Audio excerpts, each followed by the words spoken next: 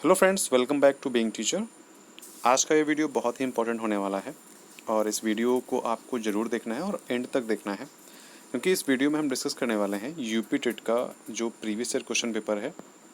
UP TET का जो previous year question paper है 2019 वाला, ठीक है, 2019 वाला जो पेपर है उसको हम डिस्कस करने वाले हैं। और 2020 का तो अभी तक हुआ नहीं है, आपको भी पता होना चाहिए। तो अभी 2020 का तो आया नहीं है, तो इसीलिए यूपी टेट 2019 का जो पेपर हुआ था उसको हम डिस्कस करेंगे। उससे पहले इसमें पढ़ लेते हैं, जैसे कि बहुत लोग हैं जो नहीं जानते होंगे, क्योंकि मतलब थोड़ा सा एक फॉर्मल वे में हम देख लेते हैं कि इसमें जो फर्स्ट पेज पे लिखा होता है उस वो क्या चीज़ें होती हैं, वो क्वेश्चंस में क्या रहता है। ठीक है, इस पुस्तिका में जो है निम्न भाग हैं, भाग 1, भाग 2, भाग 3, भाग 4 और भाग 5। ठीक है, इसमें क्वेश्चंस के नंबर आप दी है, तो इसमें आपको देखो कौन कौन से करने हैं। समझा रहा हूँ, एक पेपर, तो पेपर में जब आप समझेंगे तो एक मतलब आपको एक अलग फील आएगा। जब आपके पास पेपर आएगा तो आपको पहला करना है भाग 1, उसके बाद दूसरा करना है, ये दोनों कंपलसरी हैं। उसके बाद तीसरे में 3 पार्ट दिए हुए हैं, इंग्लिश, उर्दू और संस्कृत। इसमें से आपको कोई एक करना है, ठीक है।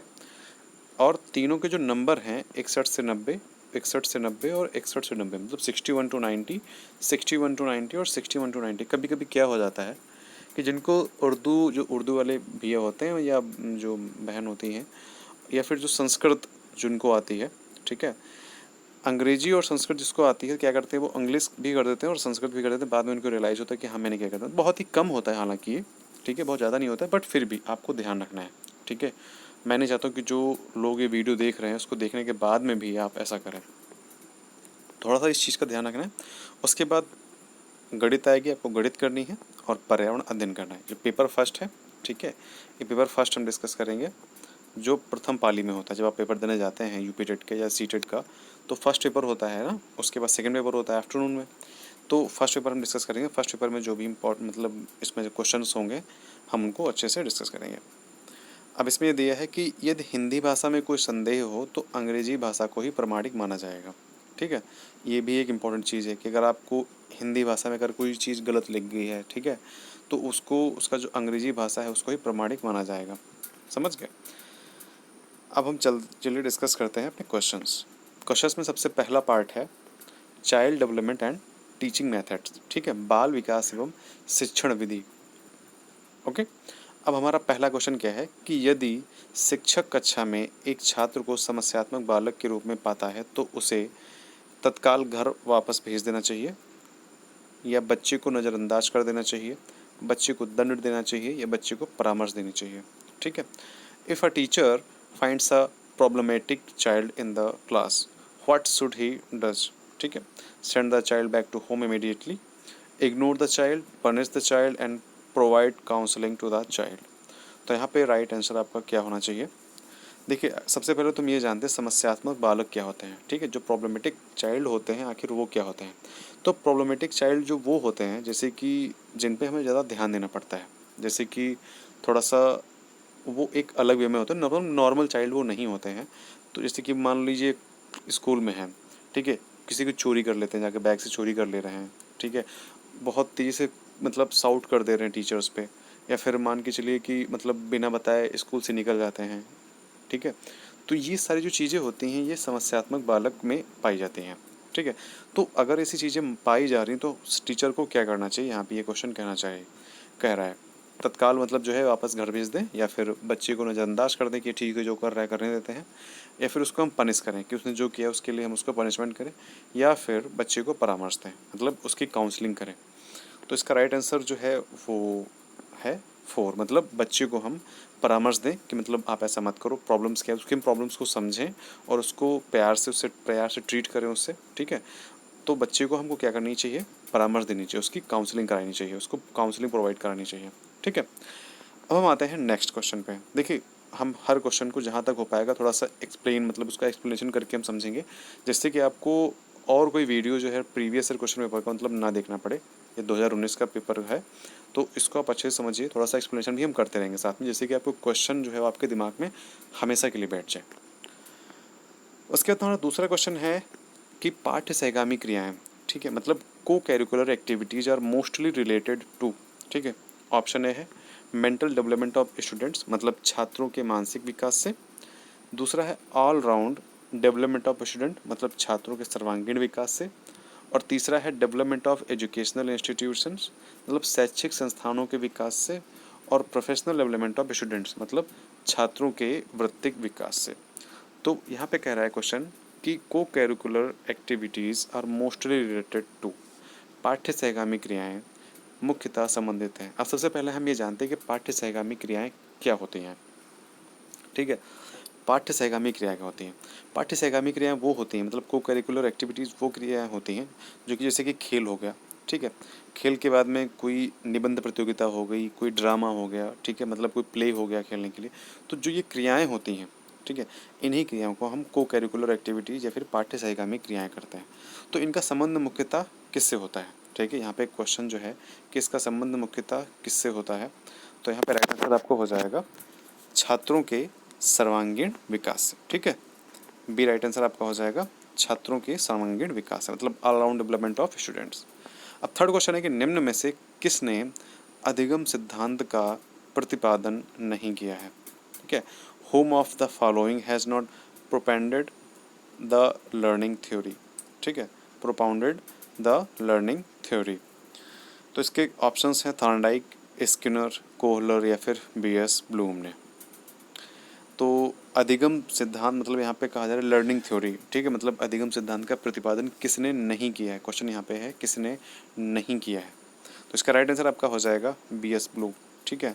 आपने ब्लूम टैक्सोनॉमी सुना होगा, तो ब्लूम टैक्सोनॉमी जो है वो एक तरीके से कह सकते हैं कि जो है शिक्षण और लर्निंग मतलब कह सकते हैं टीचिंग और लर्निंग पे डिपेंड है, ठीक है।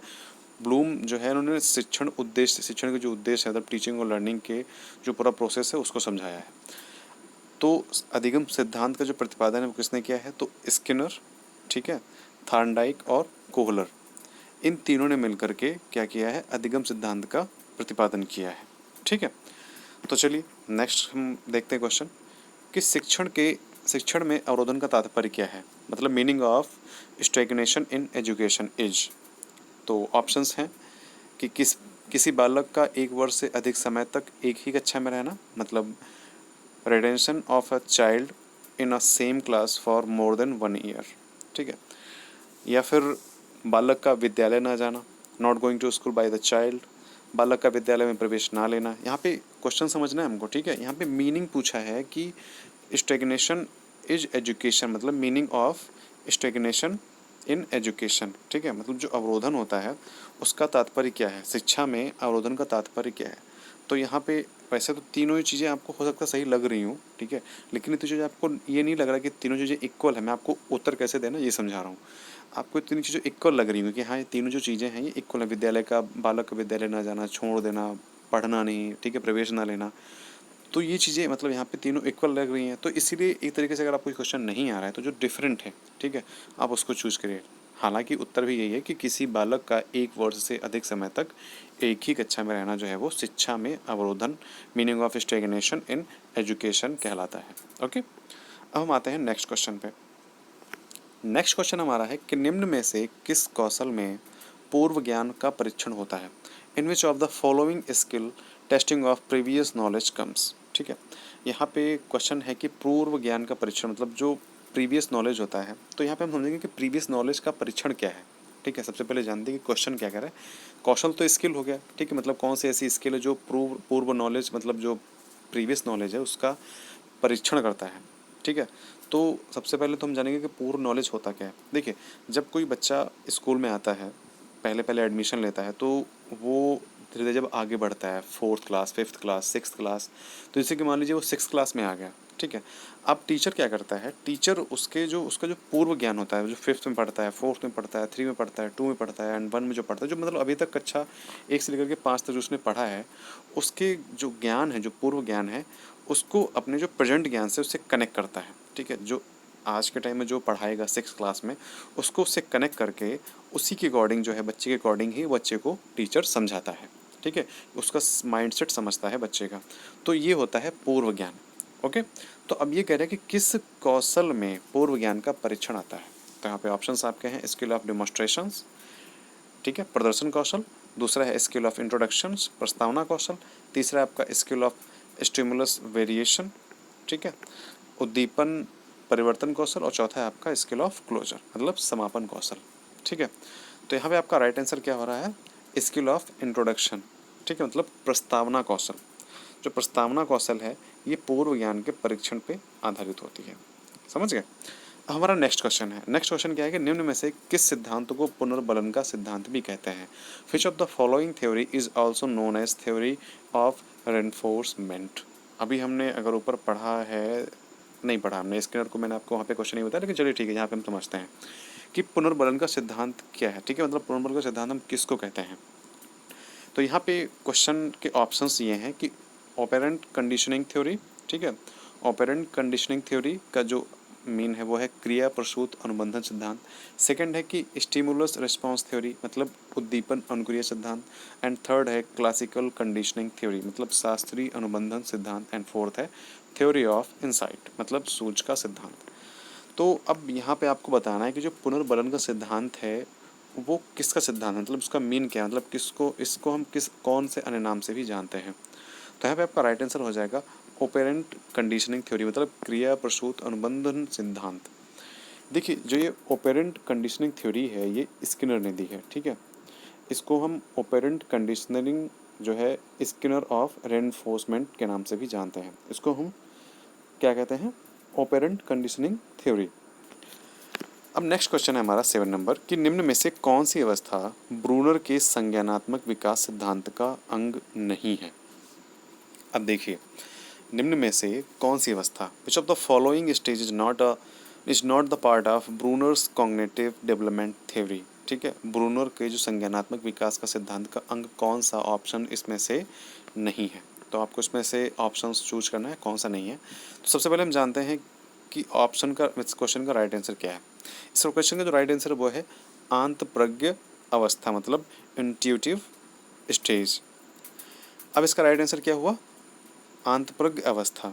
तो ब्रूनर के जो संज्ञानात्मक विकास के सिद्धांत कौन कौन से हैं, तो क्रियात्मक अवस्था है, ठीक है, प्रतिबिंबात्मक अवस्था है और संकेतात्मक अवस्था है, मतलब इनएक्टिव स्टेज है, आइकॉनिक स्टेज है और सिंबॉलिक स्टेज है। तो कौन सा नहीं है, आंत प्रज्ञा, ठीक है, तो आंत मतलब इंट्यूटिव जो है स्टेज नहीं है ये, समझ गए। तो आंत प्रज्ञा अवस्था किसने दी है, आंत प्रज्ञा अवस्था दी है जीन पियाजे ने, ठीक है, जीन पियाजे ने आंत प्रज्ञा अवस्था दी है जो कि संज्ञानात्मक विकास की जो पूर्व संक्रियात्मक अवस्था है उसकी दूसरी उपअवस्था बताई है, ठीक है। जीन पियाजे ने बताया है कि जो इंट्यूटिव स्टेज है ये क्या है, संज्ञानात्मक विकास, ठीक है, संज्ञानात्मक मतलब कॉग्निटिव डेवलपमेंट की जो पूर्व संक्रियात्मक अवस्था है, ठीक है, उसकी ये दूसरी उपअवस्था है जो कि जिसमें कि हम क्या करते हैं 4 से 7 वर्ष तक की होती है, ठीक है, जो 4 से 7 वर्ष तक की होती है। उसके बाद हमारा नेक्स्ट क्वेश्चन है कि मॉरिसन ने बोध स्तर के शिक्षण प्रतिमान में 5 पदों का वर्णन किया है। Morrison has describe 5 steps in his teaching model at understanding level which are, वो कौन कौन से हैं, प्रस्तुतिकरण, खोज, संगठन व्यवस्था, आत्मीकरण, वाचन, अभिव्यक्तिकरण मतलब प्रेजेंटेशन, एक्सप्लोरेशन, ऑर्गेनाइजेशन, एसिमिलेशन और रेसिटेशन। तो इसको हमको जो है मतलब इसको सीक्वेंस से लगाना है। तो सीक्वेंस से लगाने के लिए हम कैसे क्या, सबसे पहले कौन सा लेंगे, सबसे पहले हम लेंगे एक्सप्लोरेशन, ठीक है, सबसे पहले खोज करेंगे। खोज करने के बाद हम उसका क्या करेंगे, उसका हम करेंगे प्रस्तुतिकरण। जैसे हमने कुछ चीज़ कुछ खोज लिया तो उसके बाद हम क्या करेंगे, उसका प्रस्तुतिकरण करेंगे, मतलब हम उसका क्या करेंगे, प्रेजेंटेशन करेंगे। उसके बाद फिर हम करेंगे आत्मीकरण, ठीक है, आत्मीकरण मतलब जैसे कि इसमें आत्मीकरण दिया, आत्मीकरण मतलब क्या होता है, एसिमिलेशन करेंगे। एंड देन हम करेंगे संगठन मतलब ऑर्गेनाइजेशन, हम उसका ऑर्गेनाइजेशन करेंगे तो उसके बाद आ जाएगा थर्ड। तो यहाँ पे राइट आंसर आपका क्या हो जाएगा, यहाँ पे राइट आंसर देखिए सबसे पहले हम क्या कर रहे हैं सेकंड, तो इसमें सेकंड हो जाएगा फर्स्ट, ठीक है। उसके बाद हम फर्स्ट कर रहे हैं प्रेजेंटेशन कर रहे हैं एंड देन हम क्या कर रहे हैं एसिमिलेशन मतलब फोर्थ आएगा, तो इसका राइट आंसर क्या हो जाएगा सेकंड, ठीक है।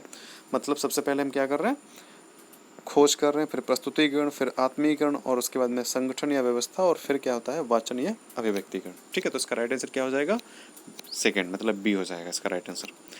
निम्न में से कौन सा संज्ञानात्मक क्षेत्र से संबंधित नहीं है, कौन सा संज्ञानात्मक क्षेत्र से संबंधित नहीं है। तो इसके ऑप्शंस हैं वैल्यूइंग मतलब अनुमूल्यन, सॉरी, इसका जो ऑप्शंस है वो क्या है, ज्ञान मतलब नॉलेज, उसके बाद में अनुप्रयोग मतलब एप्लीकेशंस, उसके बाद है अनुमूल्यन मतलब वैल्यूइंग, और फिर फोर्थ है बोथ मतलब अंडरस्टैंडिंग। तो कौन सा जो क्षेत्र है, कौन सा जो क्षेत्र है वो कौन सा जो ऑप्शन है वो संज्ञानात्मक क्षेत्र से संबंधित नहीं है।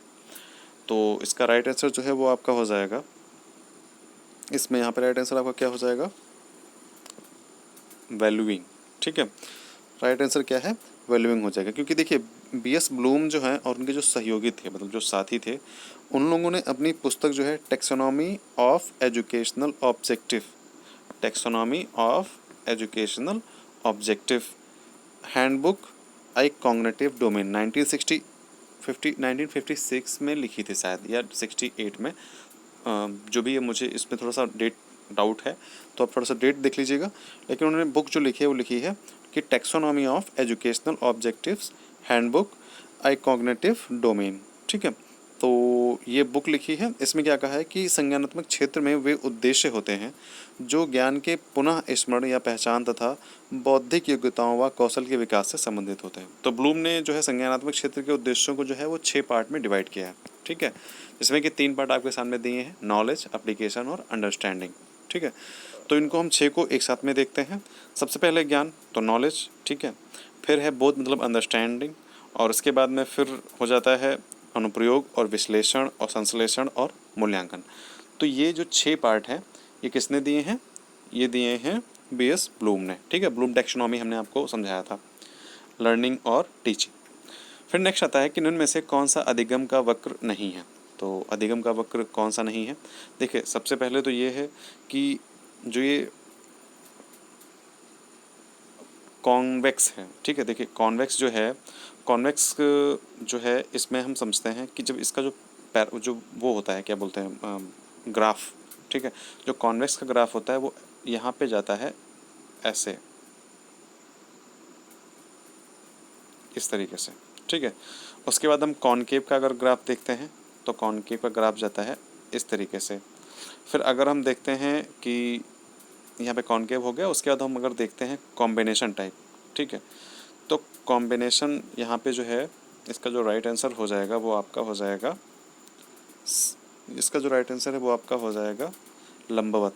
ठीक है, मतलब फोर्थ, मतलब कौन सा जो अधिगम का वक्र नहीं है, यहाँ पे लंबवत नहीं होता है। ठीक है, यहाँ पे एक ये हो गया कॉन्वेक्स हो गया, दूसरा ये कॉनकेव हो गया, और उसके बाद ये कॉम्बिनेशन जो टाइप होता है ये होता है, जो कि थोड़ा सा ये ऐसे जाता है। ठीक है, मतलब थोड़ा सा हल्का सा नीचे और ऊपर जाता है, और उसके बाद एक 45 डिग्री का होता है जिसको हम क्या बोलते हैं, कर्व ऑफ इक्वल रिटर्न्स। ठीक है, ये 4 टाइप के होते हैं। मतलब लॉन्गिट्यूडिनल नहीं होता है, मतलब एकदम लंबवत नहीं होता, इसको हम लंबवत बोलते हैं, तो एकदम सीधा नहीं होता है। ठीक है, तो इसका राइट आंसर क्या हो जाएगा, डी मतलब लंबवत नहीं है। और ये 3 होते हैं, और दूसरा क्या होता है, एक 45 डिग्री का। ठीक है, सीधा। नेक्स्ट क्वेश्चन है कि व्यवहार के कारण व्यवहार में परिवर्तन ही अधिगम है। ये किसने कहा है, व्यवहार के कारण व्यवहार में परिवर्तन ही अधिगम है। तो इसका राइट आंसर आपका क्या हो जाएगा, इसका राइट आंसर आपका हो जाएगा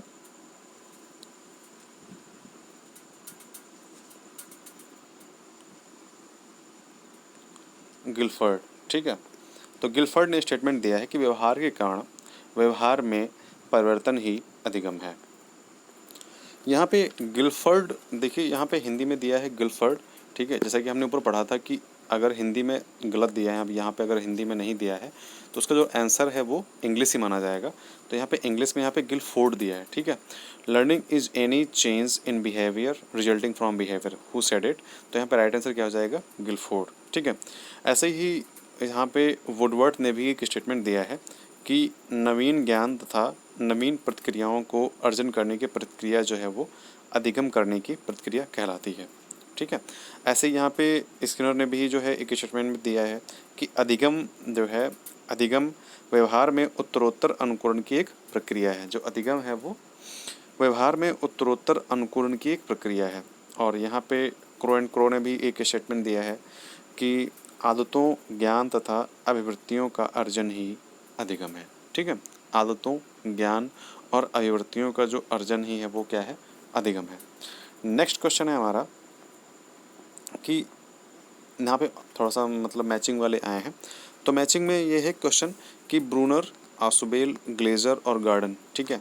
तो यहाँ पे आपको मैच करना है कि इसका राइट आंसर क्या है। तो सबसे पहले ब्रूनर का जो है उसका जो राइट आंसर है वो हो जाएगा संप्रत्यय उपलब्धि शिक्षण प्रतिमान, ठीक है। तो यहाँ पे इसका ए से फोर्थ हो जाएगा।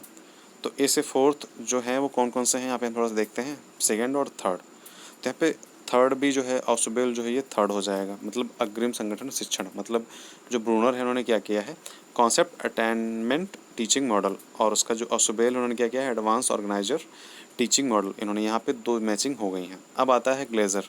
तो ग्लेजर ने कौन सा दिया है, तो ग्लेजर ने बुनियादी शिक्षण प्रतिमान दिया है, ठीक है।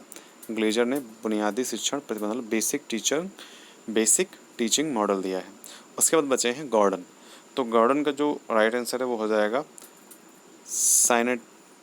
साइनेक्टिक्स शिक्षण प्रतिमान, ठीक है।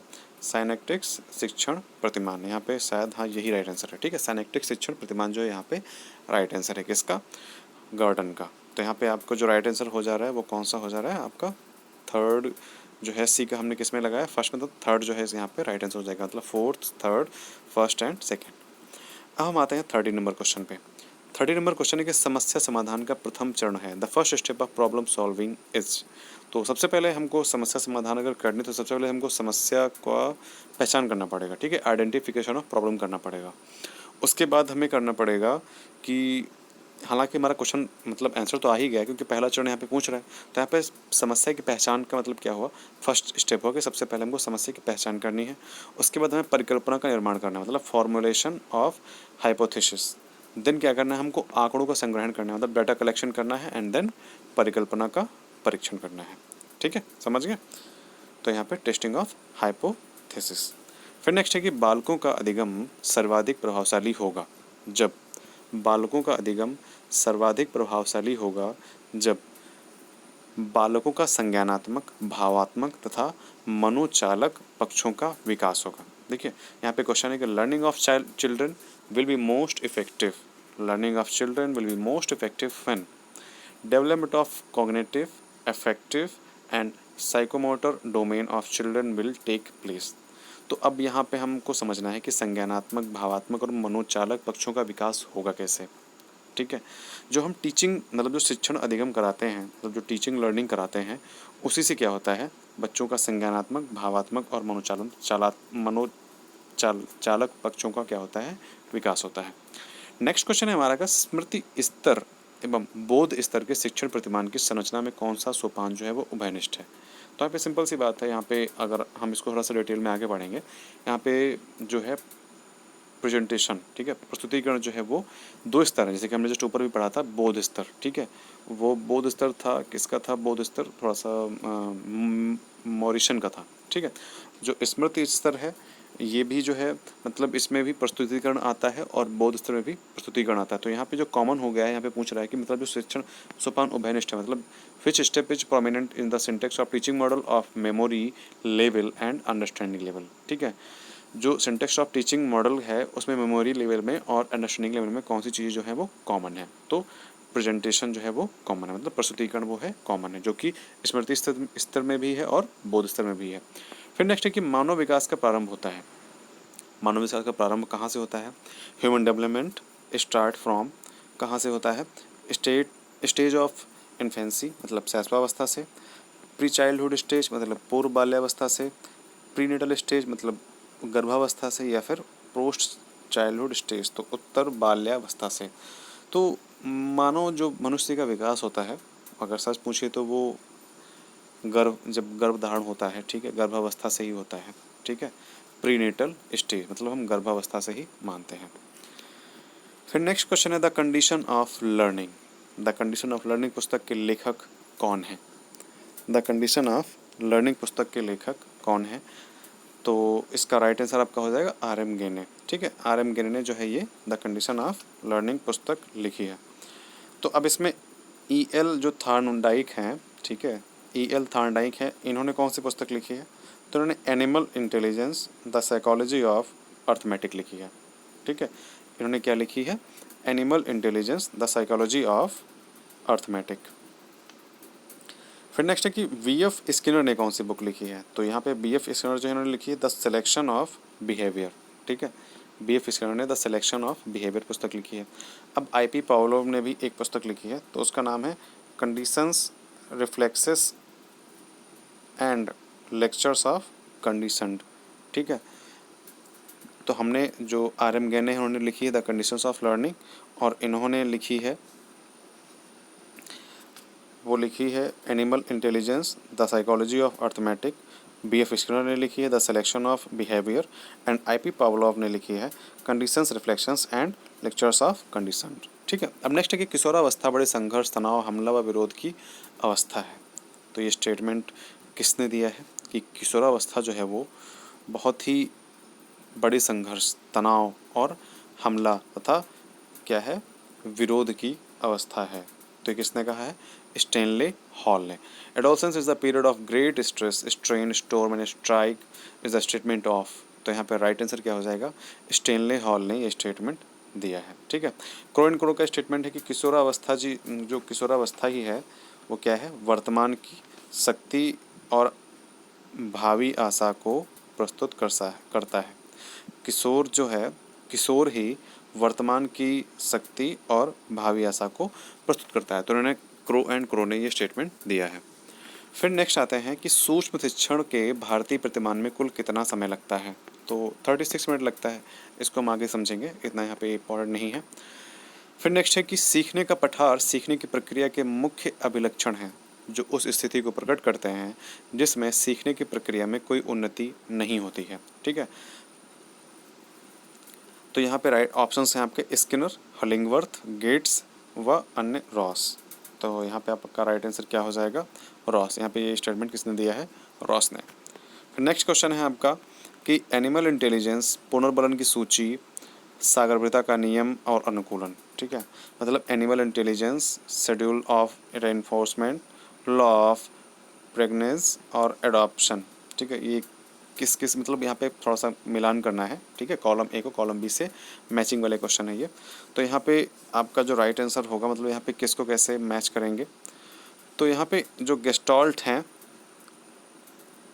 यहाँ पे गेस्टॉल्ट जो हैं वो हो जाएंगे सारगर्भिता का नियम, ठीक है। मतलब सॉरी, जो एनिमल इंटेलिजेंस है वो हो जाएगा थॉर्नडाइक, ठीक है। एनिमल इंटेलिजेंस थॉर्नडाइक ने दिया है।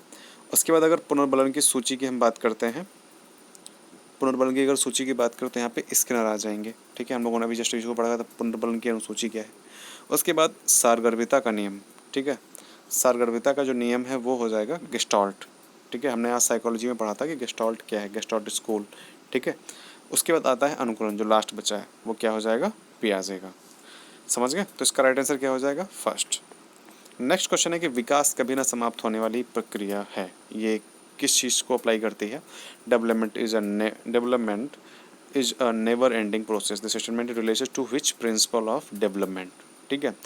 यह कथन विकास के किस सिद्धांत से संबंधित है, तो यहाँ पे राइट आंसर आपका हो जाएगा निरंतरता का सिद्धांत, निरंतरता के सिद्धांत से यह संबंधित है।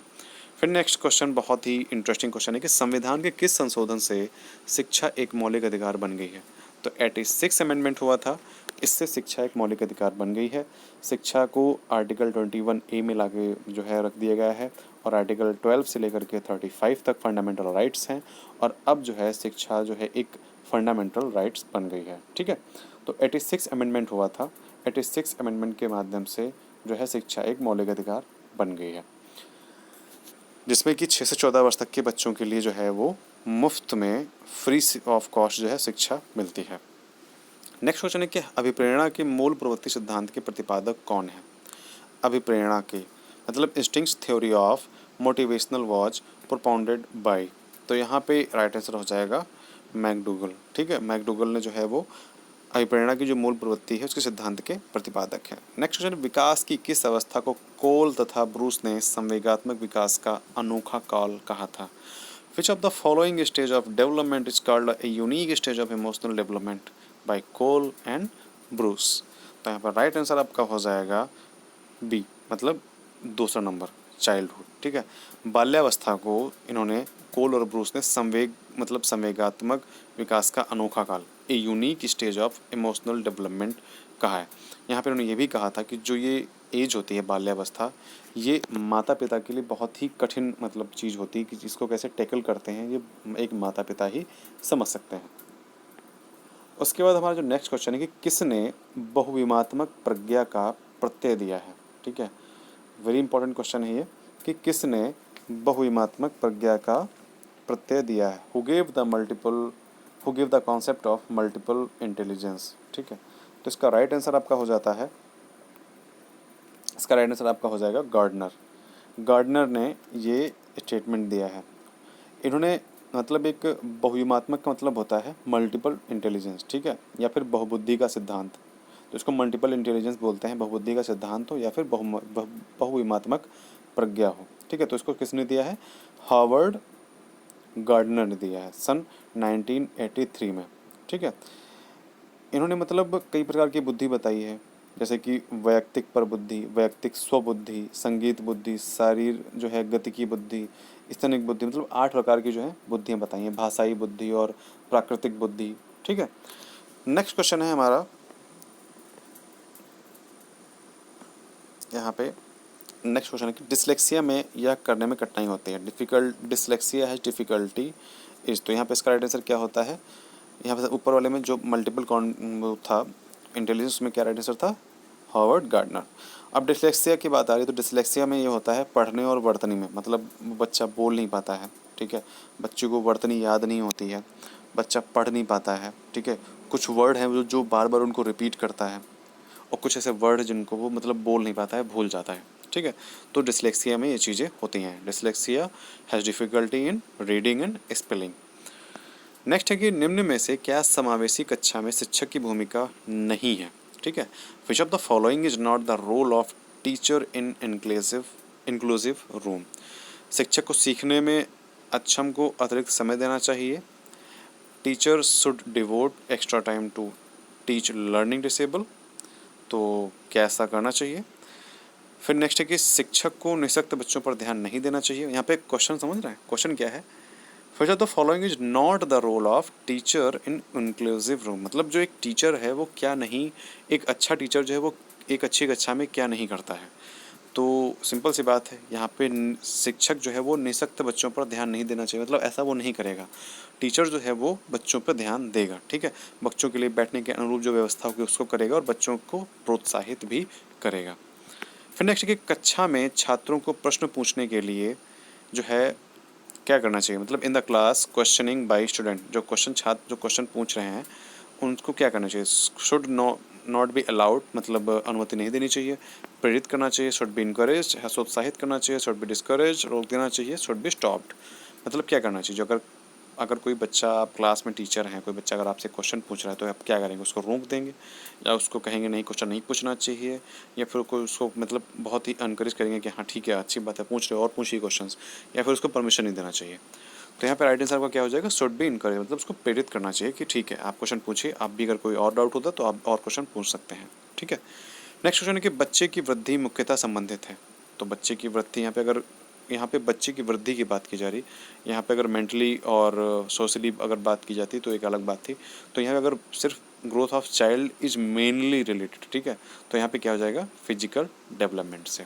ओके, तो हमने 30 क्वेश्चंस कर लिए हैं। आई होप कि मैंने बहुत अच्छे से समझाया, मैंने बहुत पूरी कोशिश की आपको समझाने के लिए। ठीक है, अगर आपको ये वीडियो पसंद आया तो प्लीज़ लाइक कर दीजिए, क्योंकि मैं पूरी कोशिश कर रहा हूँ आपको समझाने की, और मैं चाहता हूँ कि आपको हर क्वेश्चन आपके दिमाग में हमेशा के लिए बैठ जाए।